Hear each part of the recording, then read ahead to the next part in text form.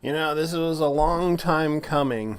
Wasn't able to do this, so I'm gonna go ahead and do a video about.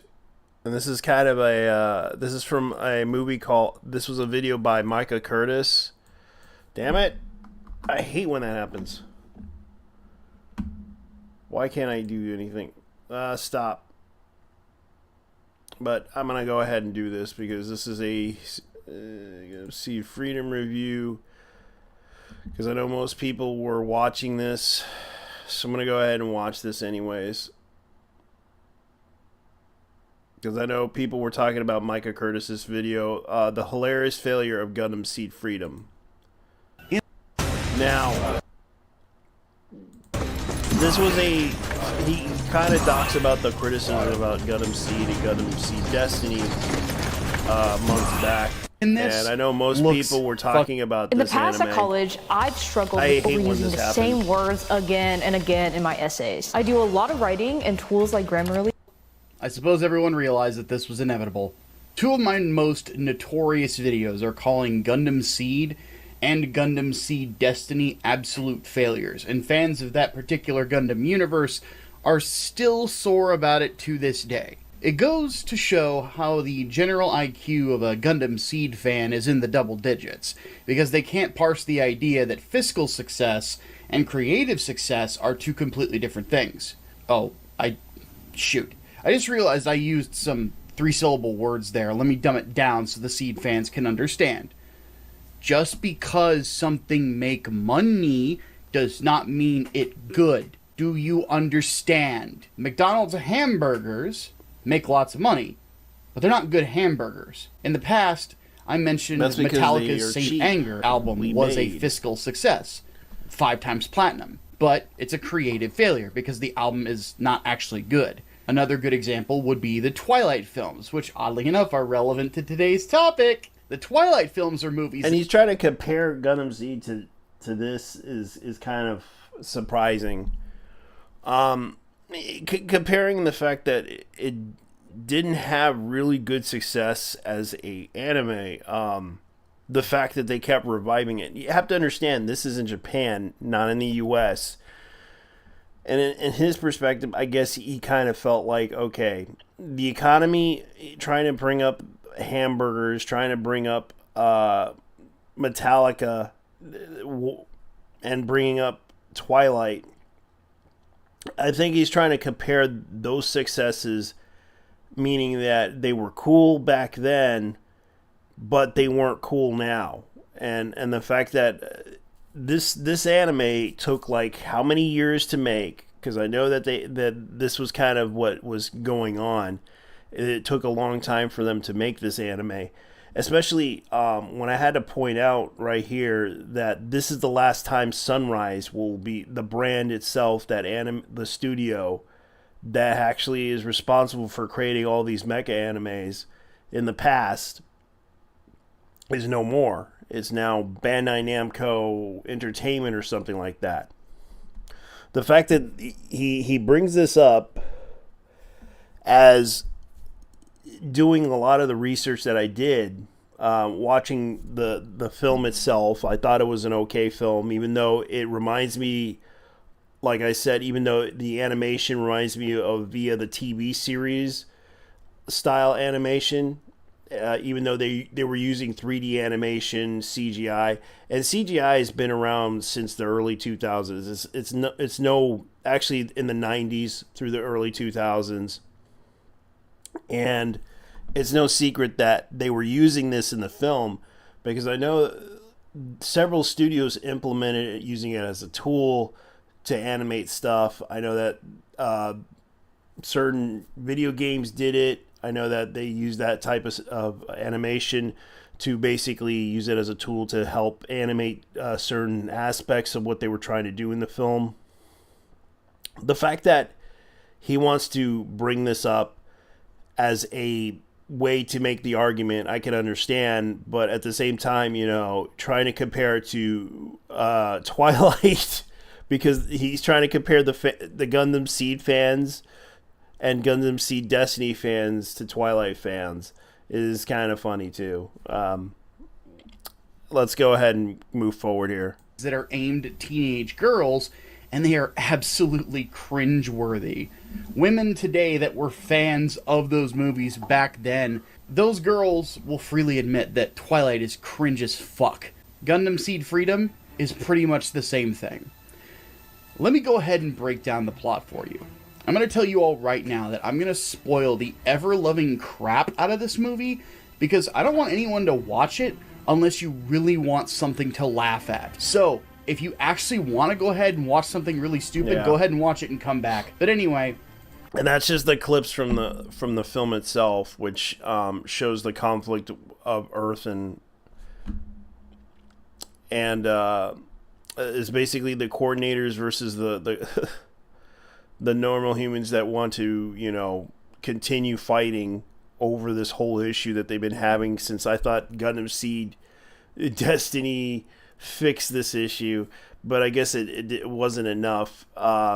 Considering that this anime is still viable to this day, they had to make a film for the fans for the sake of it, even though it took them a long time, because they announced this like a decade ago that they were planning to make a Gundam Seed film in order for the fans to get their last hurrah on this one. But sadly, you know, I do feel bad for Sunrise, because Sunrise happens to be the company that was animating this, and they announced it back then, and I was like, I was kind of surprised. Like, this was their last hurrah as a company, being around to find out that since the merger that happened, Bandai Namco is now the company now. They own Gundam, and they own all the animation studios of Sunrise, and Sunrise is no more. But of course, this guy doesn't bring it up about that. I'll say right out of the gate that the stupidity of this movie is incredibly entertaining, but you're laughing at the movie, not enjoying it for what it is. This movie is like having Macbeth performed by Carrot Top and clown makeup, and the stage director and Carrot Top expect you to take him seriously. It's beyond hilarious that this movie expects the people who watch it to look at it seriously as a piece of art instead of just a parody of what Mobile Suit Gundam is supposed to be. Here's the basic idea of what Gundam Seed Freedom is. A bunch of clones who stole their ideology from the villain of the last show, and from Adolf Hitler, because Gundam Seed only knows how to do Hitler, have a Death Star, and they plan on neutralizing Kira Yamato through the usage of NTR. Yeah, the grand strategy... Yeah, you could have just put that song on, you know, the NTR song that, that VTuber that did that song. I'll show you guys, because I'll probably get a copyright strike. I don't care, because I'm not making any money off of this content, because there's no point. YouTube hates copyright infringement, but NT by Waifu, yes, that song exists. I highly recommend checking it out. This is what school is back, and Dick's Sporting Goods has what I hate the advertisements, but unfortunately I have to pay for that one.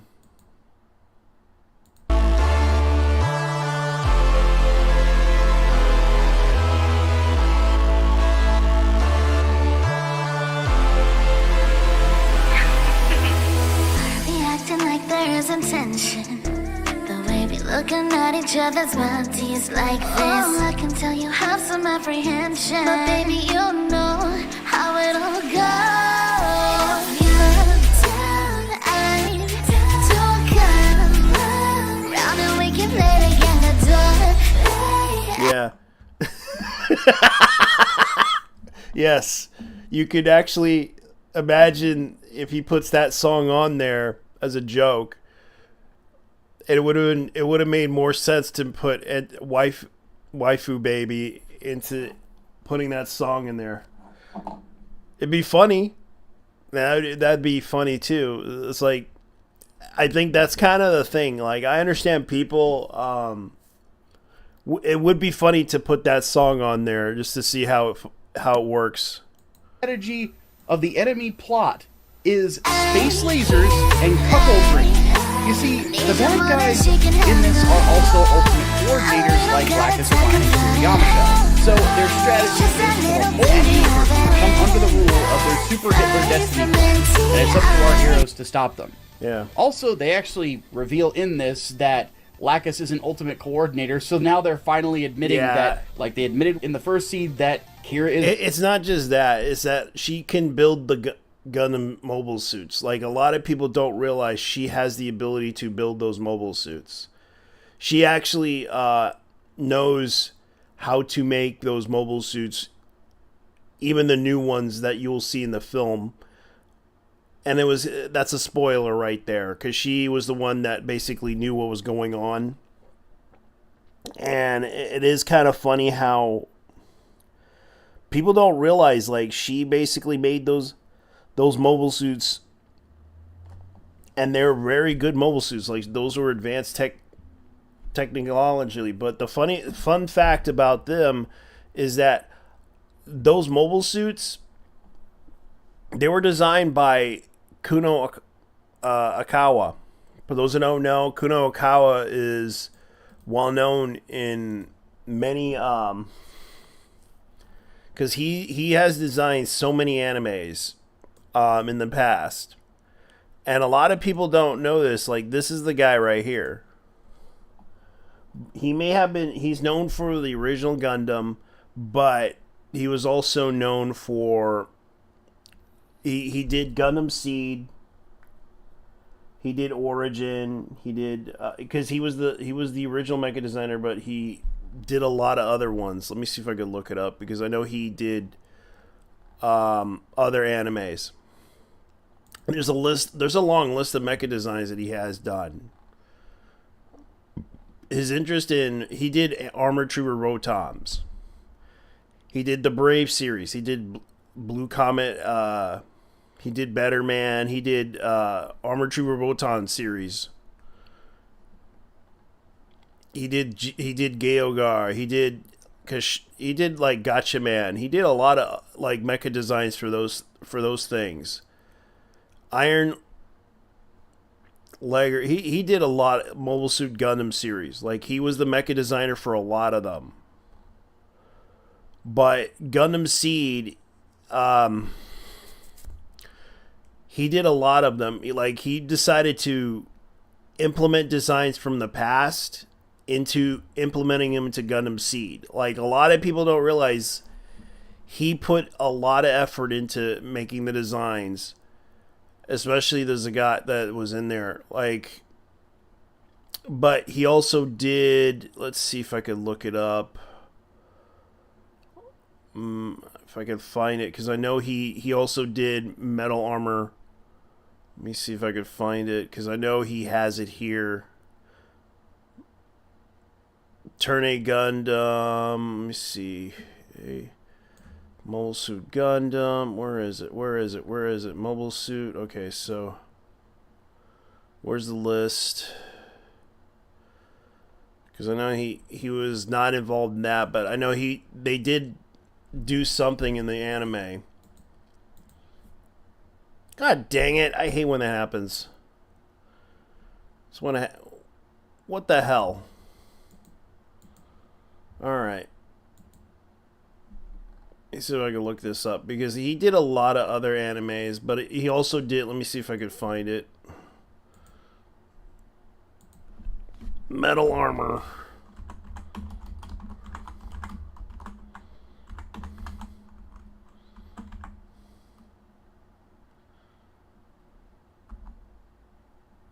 Metal Armor Dragonair. Yep. They were designed by him. And he borrowed, like, if you notice in one of the, and I'll show you guys in the film. In the movie, there was a certain mobile suit that had that helm, but it was the Zagat. And they used that in the film. The little head thing right here.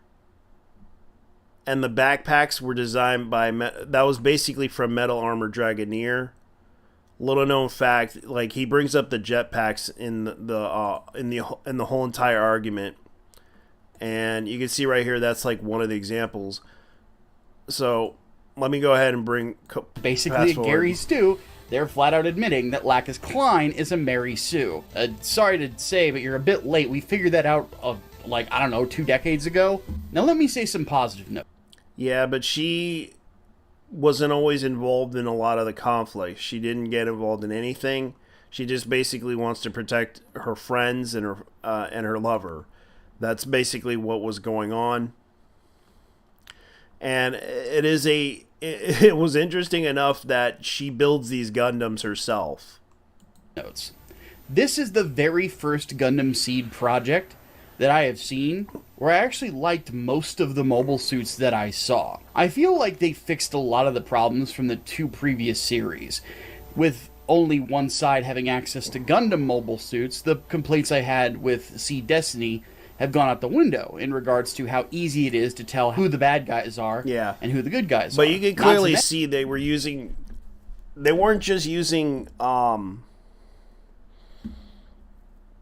they were using different technology from other Gundam shows. Like you saw the little flash shadow thing that they were doing.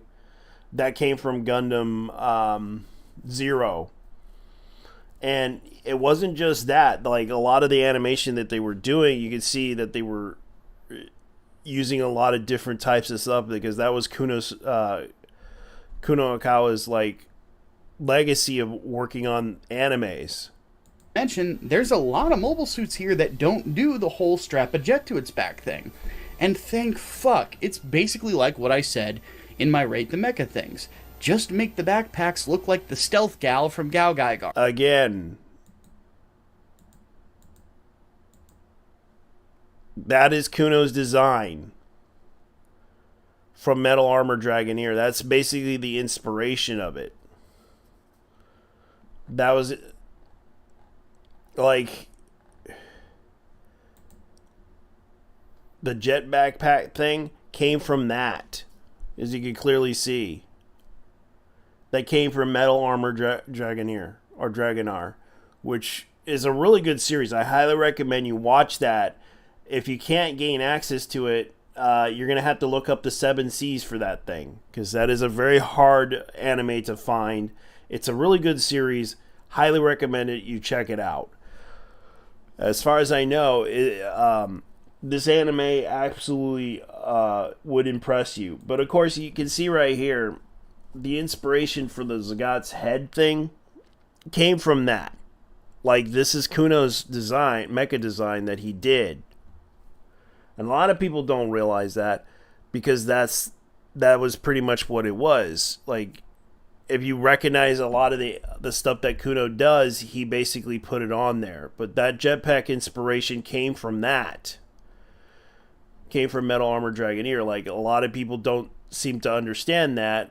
But yeah, you can go ahead and bring up that as an example, because he helped design that as well. Simple and easy, and they did it. So good on them. Though I will admit that the Zagak in this looks fucking silly. They put a Wii on its head because Atherin's piloting it. Oh god. Still, it's a better way to get more use out of an aquatic killing machine after you screwed up a land war. Looking at you, Giran Zabi, you dumb fuck. The other thing that I will mention is that, though the opening of the movie is really dumb, the fight scenes at the end of it... They had to, because they wanted to turn it into a music ensemble by TN Revolution. Remember, TN Revolution made the song for it, and they wanted to put that in there, and they decided, well, we might as well put it in that movie. Because remember, TN Revolution was involved in the project of this movie, like always. Because he's like the Michael Bolton of Gundam Seed series. It are the most watchable fight scenes that Gundam Seed has ever had. It's not just a bunch of senseless beam spam. There's a constant shifting from long-range to close-range combat, and makes for very appealing-looking fights, because you'll have a moment where you're engaging in a sword fight, but then suddenly the pilot has to back off because there's bits everywhere and things like that. It's very much more reminiscent of fights that would go on around the time of Zeta, Double Zeta, and Char's counterattack. Yeah. And I like that sort of stuff. So, Good on them. The unfortunate thing is that the CGI kind of looks like garbage. Gundam. Well, I can tell you this right now. He's going to bring this up, so let's go ahead and let him talk. Unicorn had better looking computer generated animation, and that was 14 years ago. Largely because they're trying to stylize it with a style of cell shading to try to make it look more like it's hand animated, and it actually makes it look worse. Not to mention, the Akatsuki has always looked really gaudy and disgusting looking, and it looks even worse in this movie. Really, really bad idea. Now, the hand... Yeah, so, a lot of known fact. I'm just going to point this out because this was made in 2002. Keep in mind, CGI wasn't really advanced. The animation, they had to stick to the old style animation. And the fact that I was surprised in this movie that they stuck to that animation style in some cases, but in other cases they used the CGI for it. And I kind of was like a little bit surprised by this movie. Keep in mind, the technology back then wasn't advanced as it was back in when they did Gundam. Let me see if I can look this up. Gundam Unicorn.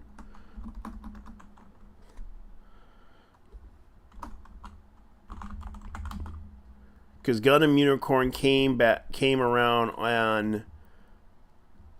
The original run was 2007 to August 2009, which released in 2012 to 2010, which is like decades ago.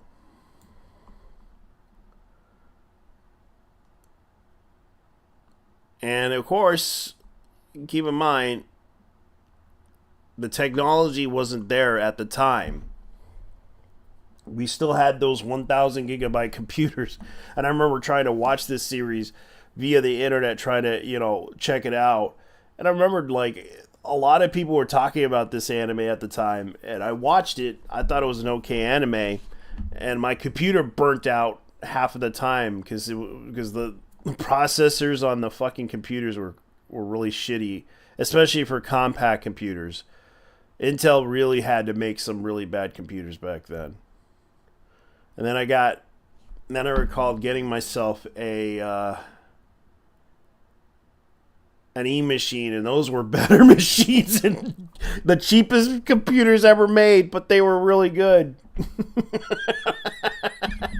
Those were the cheapest, but they were good. They actually had a graphics card in there.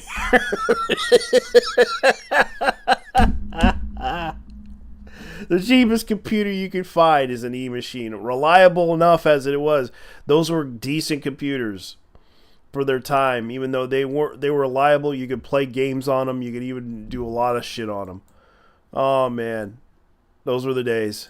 Drawn stuff looks pretty appealing, though. And I really wish they had done more of that, or just do the whole movie with that kind of animation. But I suppose it's a little too much to ask in the year of our Lord 2024. The rest of the movie is terrible, though. But the great thing about it is that it's the type of terrible that's really fun to watch, because something about it is so silly that you hardly believe that it's real. It's like watching two clown cars run into each other at 100 miles an hour. It is unbridled silliness, and it's honestly hard to believe that a serious person... That was the whole point of it. It wasn't really serious. It was just to impress the fans. That's basically what it was. Micah really does not like this series. I can understand why, but it's like the whole point of that series is to impress the generation that will watch this, because you have to understand, this was their last hurrah, and they weren't going to take it. They were working really hard to make this anime, only to find out that Studio Sunrise is no more. And this was their last, hurrah to them to make this film. And they somewhat made it really good. And it made about $35 million. Even though its budget was pretty low, they managed to somehow pull it off. This movie was basically that. Even though they had to cut corners and cost on it. Because right now, from what I understand, they're going to redo it again by adding in all these things, because the cost of making an anime like this would probably cost them a lot of money. Sat down and wrote this story and thought that this was awesome. If the writer wrote this as a gag, thinking that this was hilarious, then God bless her soul wherever she is in the afterlife. But I don't think that was the case here. So let's go ahead and break down the little details. So at the start of the story, Blue Cosmos is still around and is being ran by a guy whose name is, I kid you not, Mike. Well, Michael, but you know everybody around him is calling him Mike. It's funny to think that Blue Cosmos, which was previously run by Lipstick Hitler, is now being ran by a guy named Mike, who, when you actually see him, is one of the most plain Mike-looking guys that you're ever going to see. I genuinely think that they ran out of people to lead them, so they just grabbed the 50-year-old janitor with 2 kids and some very suspect Twitter posts. At this point, Kira leads a team that goes down to Earth to solve conflicts by saying that people shouldn't be fighting and then solving the problem with fighting. So yes, Kira is still a hypocrite. He has the Tri-Stars with him, you know, the Wish version, and I will admit that the Eye Patch Lady actually gets a cool couple of moments, and they give her a big ass, so those are positives. The problem we run into at the start of this, though, is that Kira is going through some sort of weird existential crisis about blood being on his hands, even though he goes out of his way to spare as many lives as humanly possible, and he's been doing that for a while. It's really silly because it's not like Kira has a kill count that's comparable to a Gundam wing pilot or something. Regardless, aside from the Tri-Stars, the fact that he went through the fact that he almost killed his friend Atherin, of all people, who gave him a bird and everything, he felt bad. Because you have to, if you watch that series, you know he felt really bad about what happened to his friend Atherin Zala, because he destroyed that thing via berserk mode. And you should know better, because he accidentally killed people by whenever he gets triggered by the fucking people attacking him, he will defend himself to the best of his abilities because of that berserk mode that he goes through. He doesn't want to hurt people, and he doesn't like hurting people, but unfortunately, you know, when he's in that situation, he's going to do it. He's going to defend himself regardless of what you may think, and he will kill people if he has to just to survive, because he does not want to die. Neither does he want to hurt people, but unfortunately, that's what happens to him. You know this better than I do, Micah, because you watched this series yourself, even though you don't like the series. The fact is, he does not like, you know, killing people. That's the thing. He doesn't want. That's why he avoids it when he first started out, and now he's in this movie doing something practically, you know, I consider good.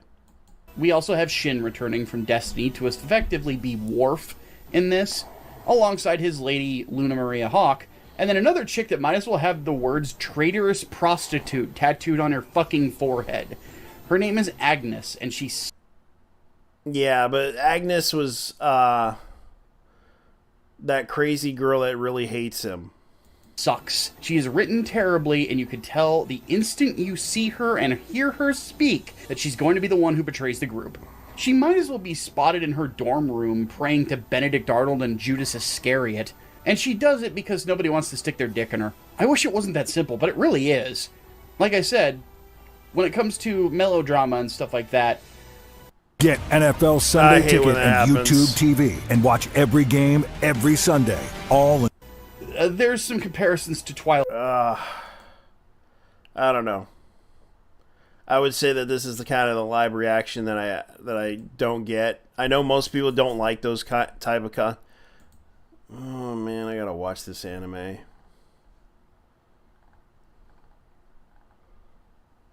I would love to have a Blu-ray collection of this anime, but unfortunately, you know, that's not going to happen. I did manage to buy The Last Unicorn by Brass Rackin' Entertainment, which I actually do like to enjoy. I do have the DVD. Might have to sell that DVD because I know most people would like to collect that. But this is like the anniversary edition of it. Twilight that are very apt, alongside other certain fiction that is not aimed at, you know, Gundam fans.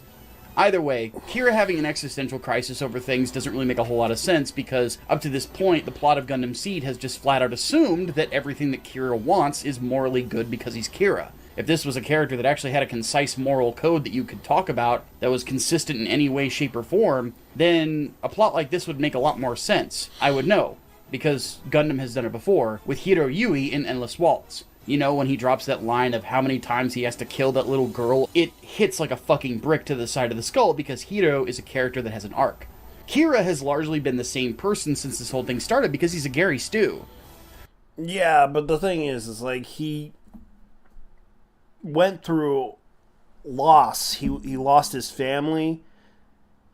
He lost, he knew people in the colony that were destroyed. Like, he went through a war, too. And he survived just by piloting a Gundam. He didn't want to do it at first, but he did it anyways. Because he had to do it because he wanted to survive. He had no choice in the matter what he was doing. I'm not going to go into a long rant about him being a Gary Stu. I've done 2 videos where there's actually full sections about why he's a Gary Stu. So just go back and watch those. The link will be in the description. My overall point is that this type of a subplot or thought process doesn't really make sense, because the writers never set this sort of thing up properly. And when you try to do it now, it just makes it look like you're telling your audience that your writing sucks. As for Lacus Clyne, she's having visions of some random blonde guy all of a sudden, and having doubts about Kira for reasons that don't really make a whole lot of sense. Because there's a lot of things in this that don't make a whole lot of sense. After this is all said and because she was being manipulated. done, they go to the nation of the obvious bad guys. I mean, they're so obvious that one of them is even wearing a fucking Bane mask. Of course. This is not good storytelling either. Especially considering that you effectively have people mind-controlling other people with new type powers, in a universe that does not have new types. There's no explanation as to why they can do this either. They just throw... Yeah, and the thing about this anime was that it's really... I kind of agree with that point right there. But unfortunately, this is the coordinator thing. Because the coordinators are totally different than the humans. And there's no new types in this universe. Because this is the cosmic era. And the cosmic era is there's no new types. Even in Gundam B, they kind of explained it like, oh, new types, they don't exist. Yeah, they were talking about that in Gundam X. I believe that was what happened, and then of course it ended. They had to be told by a AI computer, oh, they don't exist. Throw it in. Either way, the blonde guy, who is basically the bad guy and is basically Hitler, who has a mom who is a midget, that is also Hitler, tries to seduce Lacus and actually succeeds. And effectively, there's a whole situation where Kira and Lacus are in situations where they could turn each other into cuckolds. And in my absolute shock, Kira is the one with the moral fiber to deny the chick who offers up her snatch to him. Kira, you have to understand, he has a hard time trusting people because he was taken advantage of in the series. If you actually watched Gundam Seed, that girl came from the Gundam Seed series. Agni was basically, trying to manipulate him into fighting until he's dead, because she could not forgive him for what happened to her father. That's what happened. She absolutely was upset that he couldn't stop the conflict between the two sides, and he basically had to fight for her. He felt sorry that he could not save her father, and she was still upset with him, hating him because he is a coordinator. Keep in mind, a coordinator who was helping protect everybody on the ship who was a human, normal people, and he basically was the only person that hated him was the fact that he was a coordinator. sorry if I can't. I'm repeating this, but so in a way, we finally got a little bit of character development with this guy. This is the first time Kira Yamato has ever turned down a free vagina. Because he doesn't trust her. That's the thing. Like, if you watch the series, you would know. In Gundam Seed Destiny, he felt manipulated by her because he was being used by her because he felt sorry for what happened to her dad.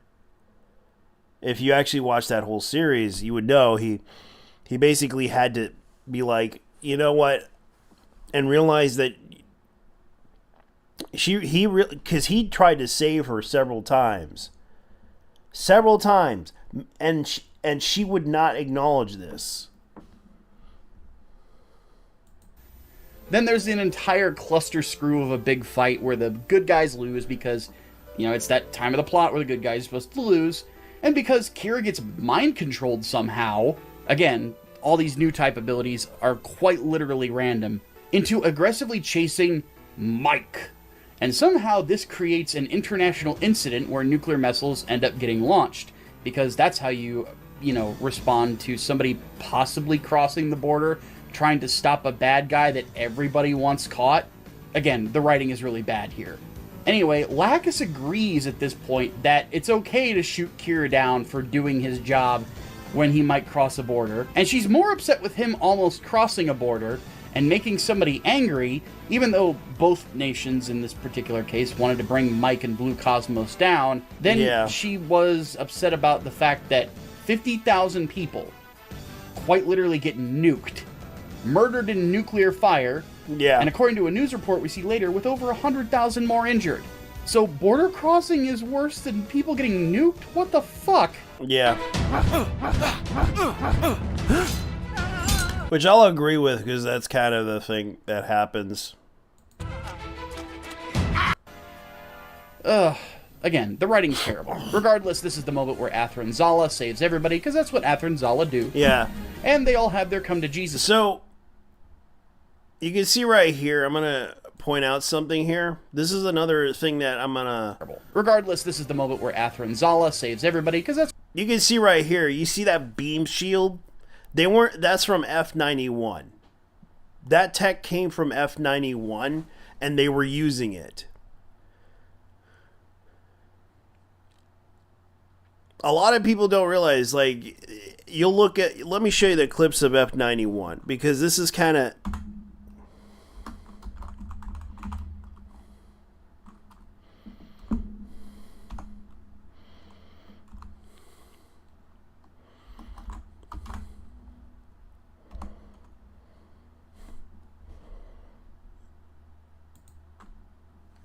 Yeah, because this is the fact of what they do in that film. Man, I keep getting that. Ugh. If I can find it. I don't know why anyone would upload it. But this is kind of an example of that. The beam shield thing, that came from that. You can see right here, they were using the beam shield from F91. And you could tell by the clips that they did use it from. You could tell that they were trying to use that from Gundam F91, because Kuno actually did this. And let me see if I can find the clip.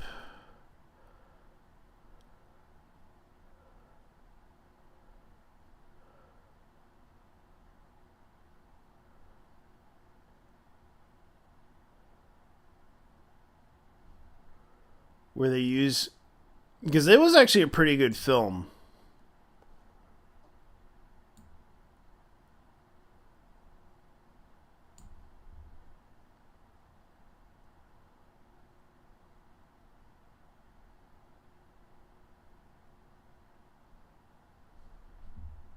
Even though it's not the best film, I highly recommend you check out Mobile Suit Gundam F91.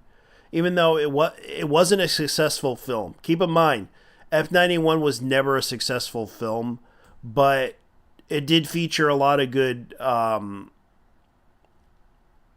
it did have some really good features, but at the same time, they were using the technology from that anime. to Gundam Seed. As you could clearly see, they were using the beam shield technology from F91. And you can see right here, the little green shield from F91 came from that. And keep in mind, they weren't just using something from the old era of Gundam. They were using other eras of Gundam, including Metal Armor Dragoneer. And that's kind of the thing. Like, he has to understand, even Armor Trooper Votons, Kuno is a genius when it comes to making a lot of these mecha designs. And creating this just for the fans, it's absolutely interesting that he basically made his project really flourish when it comes to the animes that he does.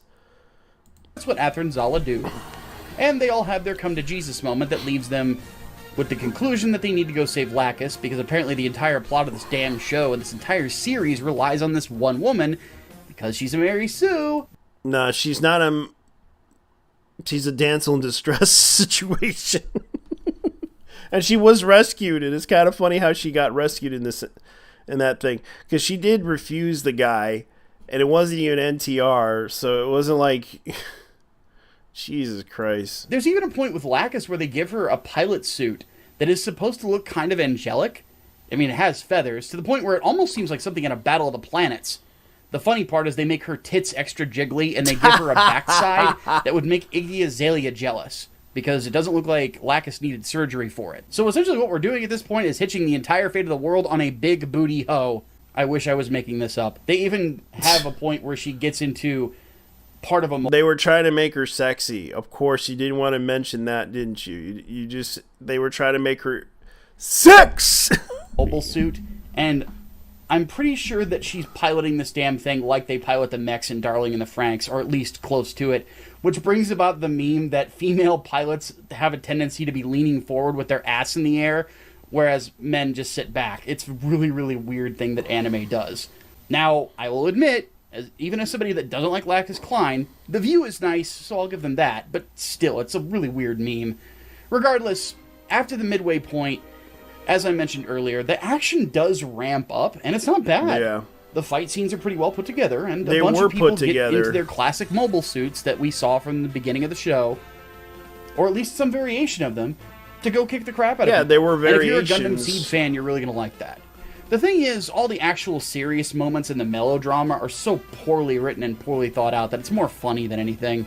The end battle is basically the good guy fleet goes up against the bad guy fleet and the Death Star, because that's all Gundam Seed really ends up being. Go fight Hitler at the Death Star, which probably should have been the plot to the third Wolfenstein game after New Colossus, but we had to get Youngblood instead. Yeah. Fuck you, Machine Games. Anyway, the whole thing gets goofy because Well, you can't blame them, because they pretty much didn't have the budget for that, man. the blonde guy that Lacus was falling in love with 5 minutes earlier suddenly doesn't love the guy out of nowhere. I kid you not, she does a 180-degree turn after she had a moment where it seemed like she was more caring and insulted by the idea of border crossings than multiple deaths. And now she's all in love with Kira again because she realized how bad this person is. This person did all this stuff to basically get her, and it was the lowest. It was the low of the low. Like, this person literally isn't a good person. She's willing to kill people over this. She is a person that is trying to be like, look, I don't like. She kind of agrees with Akira Yamamoto, because Akira Yamamoto does not like to kill people, but unfortunately, he will defend himself if it has to go to that. That's the whole point of it. Like, this person's literally attacking a planet, threatening people to be united, or else under the rule of one. realized that, lo and behold, the obvious bad guys who look like obvious bad guys were bad guys. Go figure. Quick pause. Audio editing Micah here with a quick anecdote. You probably noticed earlier that I mentioned the fact that I applauded the fact that in a mobile suit fight, you could tell the difference of who the bad guys and the good guys were because one side has Gundams and the other one doesn't, and now I'm saying that it's bad to have the obvious bad guys. There's a reason for that. It's good to have obvious good guys and bad guys on screen in a mobile suit fight because you can tell where the action is and you're not going to be confused by the action whatsoever. Yeah. It's the same sort of an idea of having two teams with separate types of uniforms. You don't want the Chicago Bears and the Green Bay Packers to look alike. The fact of the matter is that whenever you're trying to tell a story, you don't want your bad guys to necessarily be the obvious ones if you're trying to set it up that the people that you're interacting with might have peaceful intentions right out of the gate, which is why it's a bad idea for your introduction of the bad guys to literally have a person with a fucking Bane mask. Okay, Yeah. audio editing Micah is done ranting. Thank you. Also, I need to mention how funny the Death Star laser is here. Have you ever watched a Looney Tunes cartoon where somebody has Acme Dynamite blow up in their face? That's sort of the look when they're covered in soot. You know, you only see their eyes and they blink once or twice for comedic effect. When this Death Star hits people in this show, that's what they look like. There is a moment where you're supposed to be shocked when it happens, especially because the first kill is a little girl, but the effect looks so fucking comical that you end up busting up laughing. I don't know what the director of this film was thinking, but if they think that they were brilliant or something, they must be the Tommy Wiseau of anime directors. You're scaring me. You are lying. I never hit you. You are tearing me apart, Lisa! Granted, this guy directed Crossand, so maybe Yeah, he he is. did. And yes, I'm going to be reviewing that one at some point. I did watch the movie that even anime, tries too. to have a domestic violence and sexual assault moment. Blondie bad guy, whose name I don't care to remember, actually tries to go full Griffith mode and rape Lacus. I say tries because the furthest he goes is to unveil some cleavage. You're not going to get any redo of Healer stuff here. Sorry, guys. For you weirdos. Get some help. Redo of Healer sucks. By the way, most women in a situation like that, after it's all over, would curl up in the fetal position afterwards and cry. Which, by the way, would have been a good point to show that Lacus Klein actually has some vulnerabilities to her. But no, we have to have the Mary Sue basically almost completely no-sell it. Our big booty hoe basically only shedding a quarter of a tear, and then the movie wants you to pretend that it didn't happen. Quite literally, it just never gets brought up again. By the way, the ending of the film can be summed up with a Huey Lewis song. As a university student who does a lot of writing for her assignments, upgrading to Grammarly Premium I hate has saved that. me I countless hate when the hours in commercials terms of come improving in. my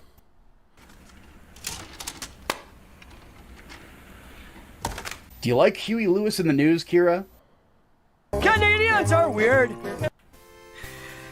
Yup, it's the power of love. I'm not kidding about that either. That's the whole point of the An actual Mobile film. Suit Gundam movie has a theme about the power of love, where one of the final fight scenes literally takes place while a love song is playing in the background. Also, shoutouts to Shin and Atherin for defeating their psychic opponents by either summoning a naked version of Kira's sister, an evil version of the exact same Vision, Run! She's a ghost and a bitch! or just going no thoughts, head empty mode to beat your opponents. Again, Yeah. this is a movie that wants you to take it seriously, and that's why it's hilarious. There's even a whole section where Big Booty Ho, Lacus, and Kira try to convince the big bad that somebody actually does love him somewhere, not 20 minutes after he tried to rape somebody. I kid you not. And even after saying that, they still kill the motherfucker. Oh, somebody must really love you out there. Just not us, though. Time to sever you from your mortal coil. It's such a silly ending that I couldn't help but laugh my way through it. It was at this point that something finally clicked in my brain about what Gundam Seed really is and who it's aimed at. It explains why Gundam Seed fans are such sensitive little babies about any sort of criticism that comes toward this timeline. It reminds me of when I would make fun of certain really bad romantic movies when I was a teenager. Gundam Seed fans are teenage girls. Or at least people that have the palate of teenage girls, or got into Gundam Seed when they were teenagers. Now I can see why people are upset with him about this, because the thing is, it's like Micah has always done this just to get a rise out of people. Keep in mind, when I watched this film, I thought it was an okay film, but this is kind of the stereotypical Japanese style of storytelling that they had to do. Keep in mind, not everyone's gonna like it, and I understand that. But getting upset with him about his criticisms, there's certain things you could correct him on. There's certain things you can correct him about. The whole issue is that it's not just that they were a lot of issues. the film was released with a lot of issues because at the time they announced this film back in 2013 or 12, and it took them decades to make this film because the announcement came around that time. They didn't realize at the time when COVID hit, they were going to announce this film to be released on a certain day. And then, of course, you find out they had to cancel it due to COVID. But even though, they did put it out in theaters, but there were a lot of issues with this film. There was ups and downs with Gundam Seed Freedom, and I felt bad. I felt bad that this happened to them because they were trying their best to make this film for the Gundam Seed fan base because a lot of people really wanted this film to happen. They wanted because they were waiting for another Gundam Seed to happen, and I understand a lot of people love Gundam Seed. Even though I watched Gundam 00000, that was an okay series as well. But Gundam Seed still has a fan base, even though you may not like it, Curtis, but they do like the anime. There's some people that don't like this anime, and I understand why. Because there's certain issues with this anime that is not great, but at the same time, I understand that most people like this anime for a lot of different reasons, because it's an overhyped anime about Gundams. That's basically what it is. It's kind of like Gundam Wing. It's kind of like other Gundam series that tries to relate to everybody. And you can see that Kuno Akawa, who made the Gundam designs, tried to borrow other things from other animes. And you could talk about the fact that at the time, they didn't have the tech to do this stuff. They basically had to go by the budget that they had to do with this anime. Because even when at the time, you recall, they had to go through the pandemic, and the pandemic was a big problem too. I don't think it's a bad film. Personally, I actually did enjoy this film. I don't think it was a bad film for what it's worth. I know Gundam Seed fans will collect this film because it's Gundam Seed fans, of course. But I would collect it. I would love to buy a 4K version of this film. I might buy it if it comes out in Japan. But as far as I know, this film was okay. But as far as I know, that's pretty much it, guys. I'm going to probably get out of here because I got to go. Thank you for watching. If you didn't, leave a like on this or leave your comments down below and tell me what you guys think. Even though this is a live reaction to this thing, I know most of you don't watch this because I'm on a different time zone or something like that. But as far as I know, this anime was pretty good for its time. I did enjoy it. I actually am glad to watch this film. I had to watch it via the 7 Seas, to be honest with you guys. I think it's a really good film, but at the same time, Micah Curtis didn't like the film. That's his opinion. That's fine. Don't take it seriously. Don't take him seriously on the fact that he's making fun of you guys. He's just doing this just to get a rise out of you. I personally do like this film. I personally do enjoy this film for what it's worth. It is a practically good film to watch if you're a Gundam Seed fan. If you're a real good Gundam Seed fan that loves this, or Gundam Seed Destiny, you'll probably watch this for the sake of whatever the heck Micah said, despite him. So anyways, leave your likes and dislikes down below and tell me what you guys think, because I got to get out of here. This is a live reaction to the whole thing. So anyways, you guys take care. Bye-bye. Peace. Because I'm out of here.